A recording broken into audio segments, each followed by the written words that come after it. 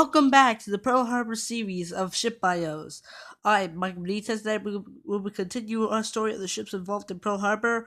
And now this ship was the sister ship of the USS Raleigh, the ship that we talked about in the last video.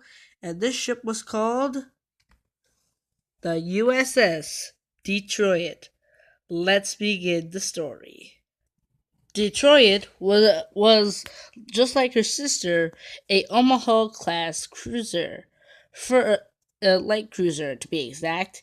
Even though at first they were going to be classified as scout cruiser, but soon they were just classified as just light cruisers. Detroit was the fourth ship to be named after Detroit, Michigan.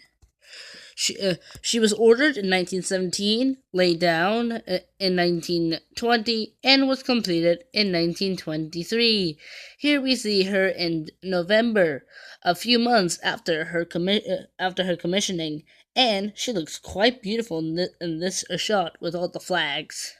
Even though she was classified as a light cruiser, Detroit spent her first 8 years in the scouting fleet on either the Atlantic or Mediterranean.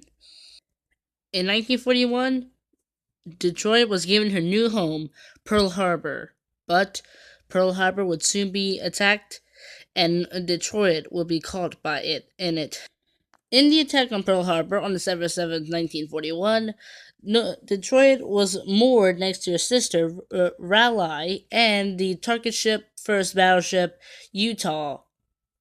After being moved safely away from the attacking planes,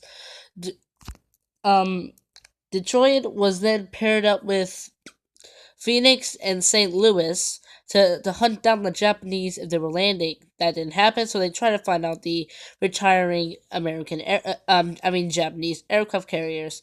This too was not successful. Throughout 1942, Detroit would take numerous convoy duties between her home port, Pearl Harbor, and the West Coasts. She would bring back any treasures from submarines if there were any that had come from the ships of the submarines that sunk. On one such voyage, Detroit received 9 short tons of gold and 13 short tons of silver from the USS Trout when she sunk numerous ships. Into 1943, Detroit would take numerous efforts in landing operations, where she would protect the troops and destroy and do bombardments on the islands they were attacking. Here we see Detroit in 1944, and now she is under a new paint scheme. During the service, during her career in 1944, Detroit would help the island invasion in the Aleutian Islands, and would patrol South American waters until December of 1944. In 1945, Detroit became flagship of the replenishment group of ships that would help replenish any source of hunger from the attacking carrier forces until the end of World War II. Detroit then received a backseat in the battle in Tokyo Bay for the Japanese surrender. She and the USS West Virginia, which was a battleship I talked about earlier in my channel, were the only ships that happened on December 7, 1941, and were there at the Tokyo Bay. They were the only ships there at those two places during World War II. Here's a majestic picture of Detroit being launched in 1922. I'm sorry, I was going to show this picture earlier, but then I forgot. But even though Detroit did serve a lot in her career, she only would live for another year or so. During her service in World War II, she would receive these medals: American Defense Service Medal, American Campaign Medal, Asiatic Pacific Campaign Medal with 6 battle stars, World War II Victory Medal, and Navy Occupation Medal. In Philadelphia, on January 1946, Detroit was taken out of commission.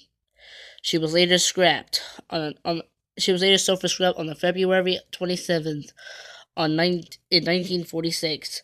But her story is never forgotten. The Detroit Seamount, a mountain on the Hawaiian Emperor Seamount chain, was named after Detroit, making this the only type of thing to be made in the legacy of the Detroit to be named after the legacy of the Detroit.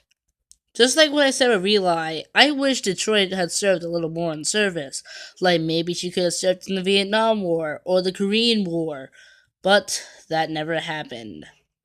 Thank you guys for hearing the story of the USS Detroit. This is Mike Benitez signing out on the story of the USS Detroit. Have a nice day, everyone.